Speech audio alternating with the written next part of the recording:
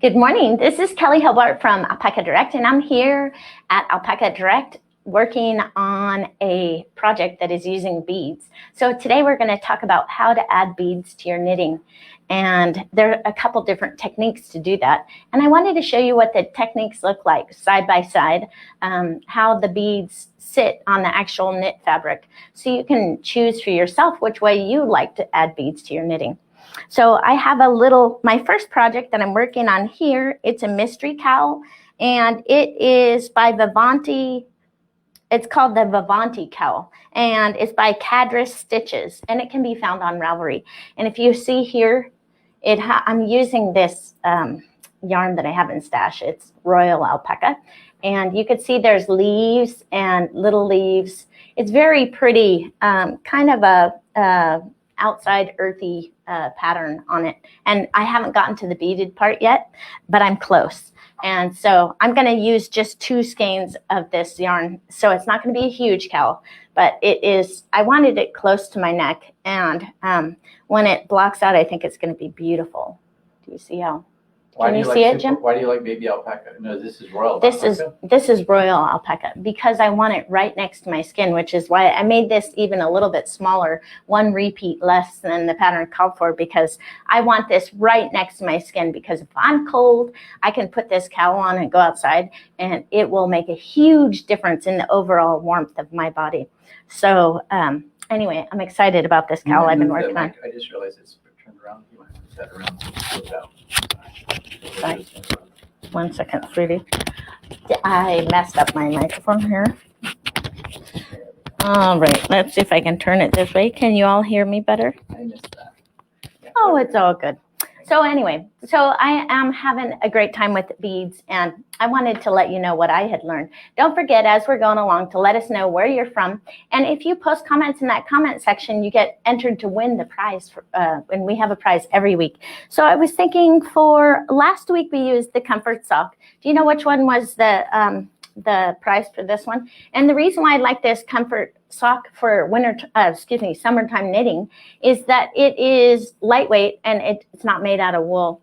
So for those of you who are allergic to wool, this makes great socks. I know I have a friend, Brittany. She is allergic to wool, and she has made all kinds of socks with this yarn, and it's fabulous. I mean, it's very remarkable, I think. It's a great yarn. So I thought for the prize for this week, I would use my Halo watercolors in kind of this nice bright fuchsia, and then the green, the different colors of green and gold. So you guys choose which one you like the best. It's called Halo, and it's by the Alpaca Yarn Company, and it's a baby alpaca. And let's see if it has anything else in it. I don't remember if it has. Oh, it's 78% brushed Surrey alpaca, 22% nylon. So the nylon gives it some durability, and Surrey alpaca is super, super soft. So this is a great yarn that I like to use I carry it along with another yarn, and when you knit it up, say if I used this yarn and I used a bright fuchsia color, you would get this soft, fuzzy look to your finished product, and the color would be barely noticeable. You would just get a hint of maybe the oranges or what have you, and it's fabulous for carrying along with other yarn. So if you haven't used this yarn, it's a great price point for the actual yarn for what it is, and it is a lovely yarn to work with. I like working with that. It's one of my favorites. If I have to use anything that has the mohair, I like this one better. It feels even softer. So I wanted to give a shout out to Ruthie and say good morning to her. She is she was a staff member of ours, and she is a great friend to Alpaca Direct. She worked for us for many, many years, and right now she is struggling with a tumor behind her optic nerve, and she has to have surgery at the end of this month. And so we're all praying for her. So if you can pray for Ruthie and hope that she does well. And there is a GoFundMe page for her. Yeah, we're going to contribute to that. And Alpaca Direct is going to go ahead and contribute for that. So if any of you feel like you would like to be part of that, there will be a link provided for you. But yeah, if you can all pray for Ruthie, because she is struggling right now, and she has 3 beautiful teenagers, and she is going through some very difficult times right now. So anyway, keep her in your thoughts. And now we'll get back to our knitting. So I thought first, if you haven't done beads before, I wanted to talk about some different patterns. I looked online, and the first pattern that I wanted to talk about was this one by Cascade Yarns. It's called the Heritage Silk Paint Sparkle Cowl. And this was my very first project that I did with adding beads. And this technique, they had you string all the beads onto your yarn, and then you would just knit and knit and knit until it said make bead. And then you would pull a bead into your knitting and then knit the stitch. And I'll show you how to do that very shortly. But this one is knit flat, and then you Kitchener it together. So it was a fun project that I enjoyed. I'm not sure where that project went, but it was really nice. And if you haven't done, or you need more practice with Kitchener stitch, it's a great project to do. Everyone, when it was in the store, everyone liked that project. When it was on Yeah, the store. it was easy to do. For a first beading project, it was excellent. And so I really like this. And the fact that it is free and it's on Cascade's website is pretty cool. So another one that a ton of projects have been done on this one, on the, this is called the Ice Queen. And it is a free pattern that is found on Ravelry. Let's see where oh, it's by Rami Hill, and it can be found on Knitty. And I think that Megan will probably give us a link for it. You can find it on Knitty as well as on Ravelry. But it's a great cowl, and a ton, like thousands of people have done this project. So it is more advanced project, and there's a lot of lace work in it. So it's fun. If you want something a little more challenging, Ice Queen is for you. And then this mystery cowl that I'm doing is, that one is, like I said, is by Cadra Stitches, and it's found on Ravelry. And let's see, I didn't have a picture of it, but it has 4 clues. And right now I'm working on clue number 3. So it's not super wide.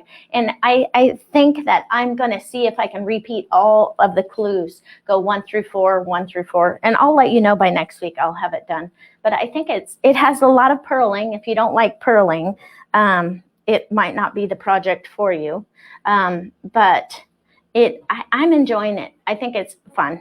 And so it has 22 stitch repeats, so you can increase or decrease it that way. And then it has a little bit of seed stitch on the edge, which is really, see the seed stitch on the edge. And I think it's going to be really nice cowl. I'm looking forward to finishing that one. So let's take a minute and see if we can look at our different techniques here. And this was a request from one of the Yes, it was. They wanted Yes, to do about one beading. of our listeners wanted me to talk about the beading again. So on my little sample here, let's take a look. I have some beads threaded on here. So if the pattern calls for you to put all the beads on, then you thread them on your yarn, and you just keep moving them down until you need one, and then you place it in the place that it needs to be. And you can see here, this right here is one that was threaded on. Now, this next technique was, let's go through the different techniques. So this one right here is these beads right here. So I'm going to go ahead and knit 2 stitches, and we'll see what we can do about adding a bead on here. So we're going to go ahead and knit 2, and on this 3rd stitch, you just move a bead into position, okay? And you knit it. That's all you do. Can I show it one more time? Yep. So you go 1 and 2, put the bead into position. And I was also looking on YouTube at different people doing these techniques, and I really liked the way Suzanne Bryant did hers. So you put the bead into position, and you go ahead and knit it. So that one, okay, this one, let's see if I can get it. I want to see if I can get it. Shoot. So I made it part of the knit stitch. Did you see how I flipped that through and made it on there? When Suzanne Bryant did hers, she put it on this purl bar right here. She put it in between here. And then when she knit it, she brought it forward. The problem is it always wants to pop to the back like that. So what I found that I like better is to actually take that bead and bring it through the center and have it part of my knit stitch. That way it goes to the front and stays in the front. So let me show you again what I'm talking about. So I have threaded the bead up here. So if you do it the way that Suzanne Bryant showed it on her YouTube video, you'd thread the bead right here and then knit the stitch. But you see how this bead wants to pop to the back.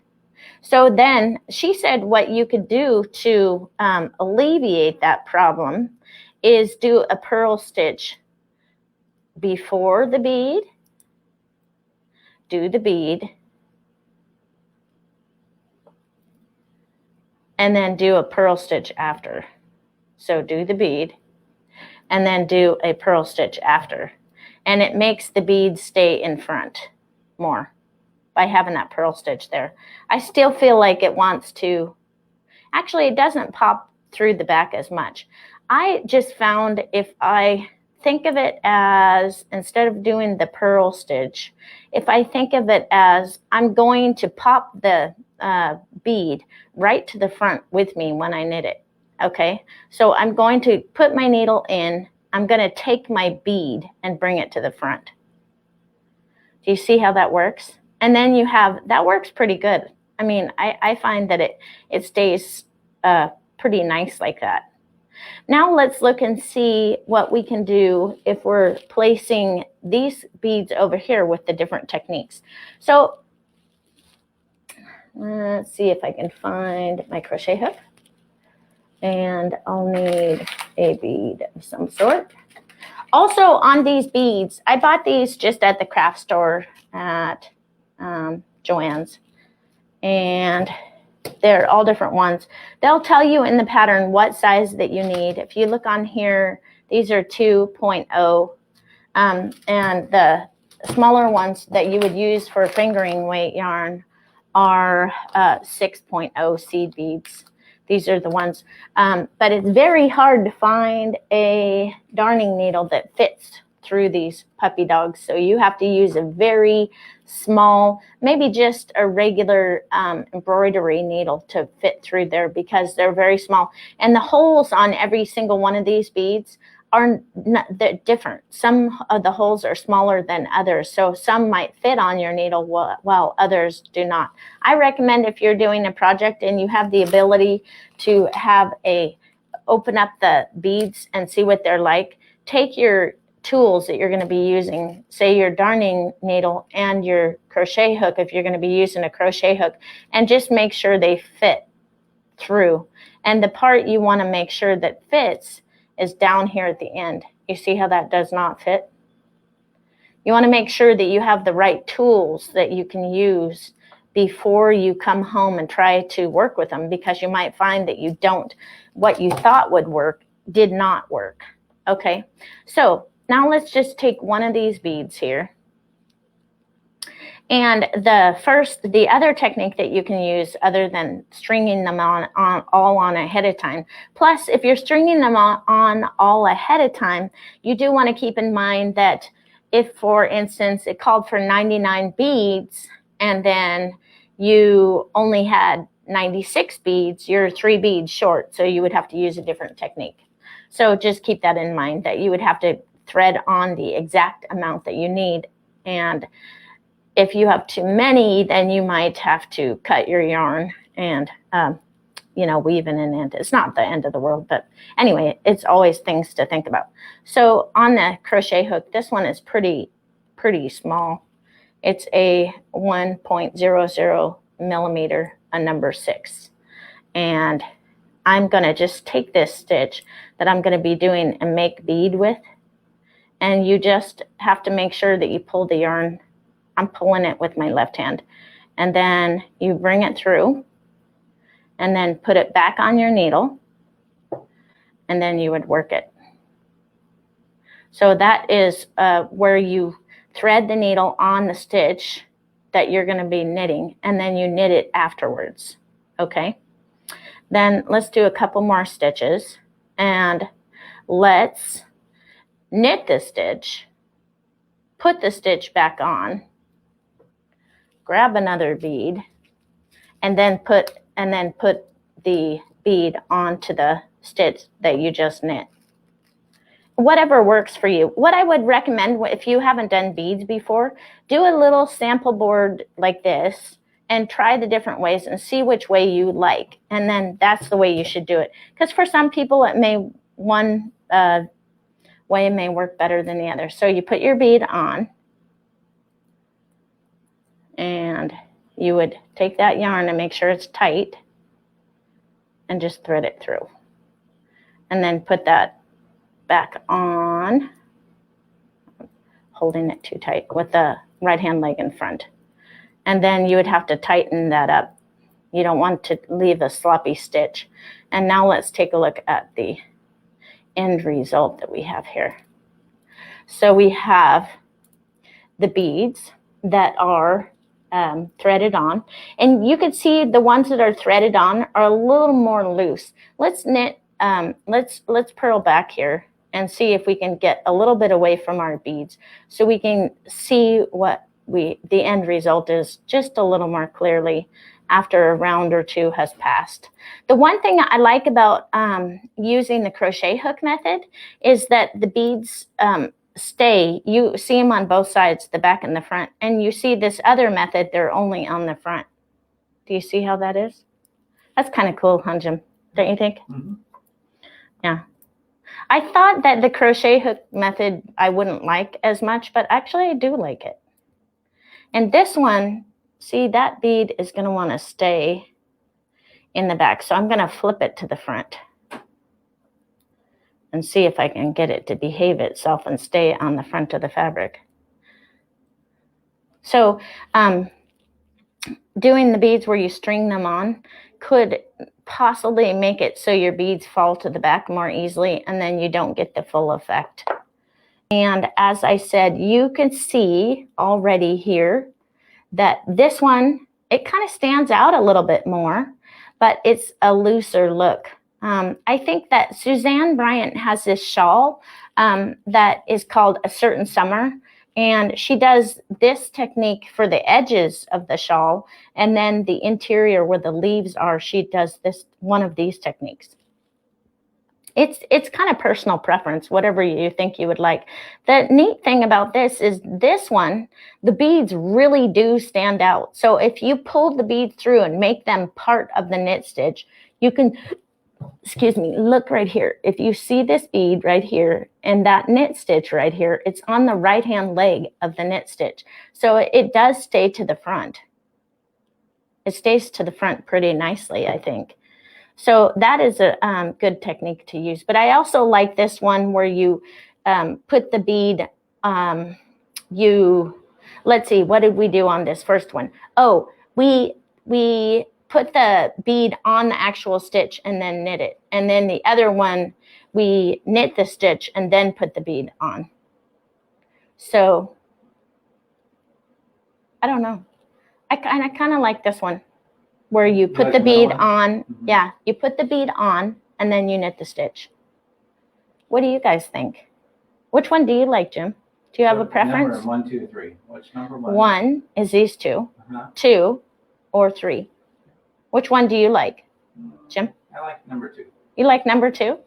I do too. It kind of shows up nicely, and you can see it on both sides. See how clearly you can see it on the back side?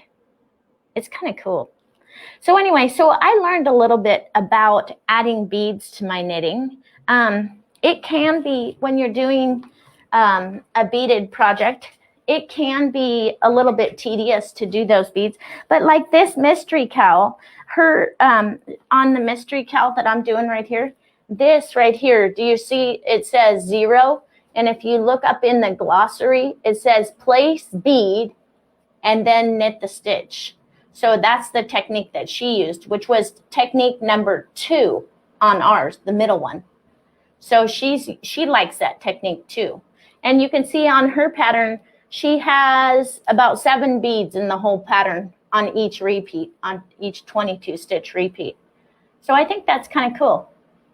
And also do know that when you're doing knitting, you could if you had a shawl that you liked and you wanted to accent a particular area using beads, or you wanted to put beads on the edge of a regular knitting project, all you have to do is you could take a colored pencil, or you could do a highlighter, and you could highlight where you want your beads in your project, and you could just add beads to your project. You don't necessarily have to find a pattern that already has it done for you. You could make your own. Don't you think, Jim? Yeah. Whether you're doing Christmas tree ornaments or anything, you could even do it on a dog sweater so it almost looks like sparkles around the dog's neck. That would be kind of cool. I kind of like that idea. Anyway, yeah, that's totally awesome. You guys, let's see who was the winner. You said, oh, the wild one. Okay, this is one of our most popular colorways. It's 1831. I don't know what the actual name of it is, but this is one of the most popular colorways in this sock yarn. And it's great. So let's look and see who the winner is. And we said Janice Lovering. Janice, you won this lovely yarn. It'll make a pair of socks. All you have to do is contact us at customer service at Alpaca Direct and give us your shipping address, and we can send this out in the mail to you. I think you'll really enjoy it. This, even though it is not made out of wool, it feels so soft to your skin. It is actually a very nice yarn. I like it. It's called, it's by Barocco, and it's Comfort Sock. And this is a sock weight. It's a great yarn, and we carry it in different weights. We carry it in DK and worsted weight. It's that good of a yarn. I like it. Plus, the price point is very reasonable, so that is a fantastic thing about it. Next week, I was thinking I would focus on one of two things. Marley Bird from Craftsy is going to be doing a project. It's called Buy Crafty Community Cowl. It's going to be coming up, and I thought I would tag along with that. I kind of like it. She wants to teach crocheters how to knit. And so I thought that would be a great thing. And I was also thinking of, would you guys like to have tips for dealing with yarns that can be a little bit splitty? If you would, post comments in the comment section and let me know. And I will give you some ideas about how to prevent that yarn from splitting and how to successfully finish up those projects and enjoy knitting the yarn instead of pulling your hair out one strand at a time. That's not good. So I hope all of you out there are staying cool, and I hope you have a great week, and I will see you next Tuesday.